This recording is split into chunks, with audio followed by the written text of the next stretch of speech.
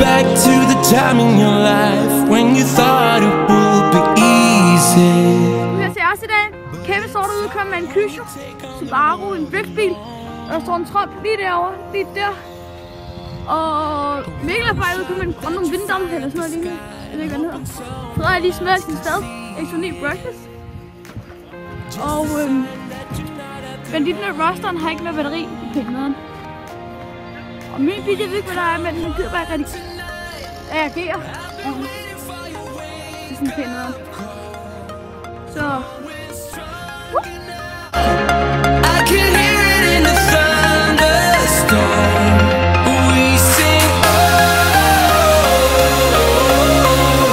I don't wanna do this without you. Oh, I won't let go now that I found you. Now that I found you.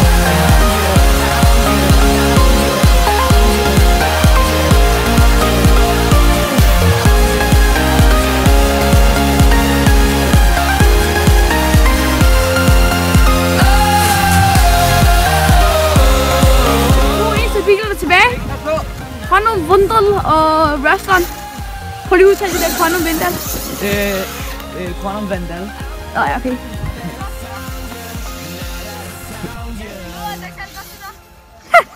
Nej, Vandal er sgu... Men det er stadig godt, så det...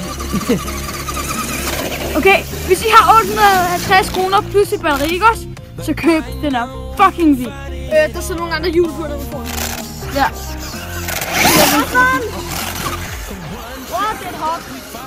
Okay, Dan, prøv lige at forklare om din bil. Den, det er i hvert fald værd penge, vil jeg sige. Da jeg købte den på Hobby King i det EU warehouse, kan man sige, eller lige meget.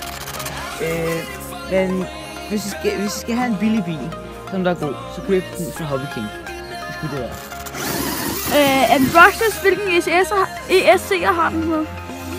Jeg ved ikke så meget om den, men ja, den der er brushless, det er den. Der medfølger jeg i hvert fald ikke et batteri. Hvor mange kilowatt har den? KV? 3.000. 3.000? 3.000 KV.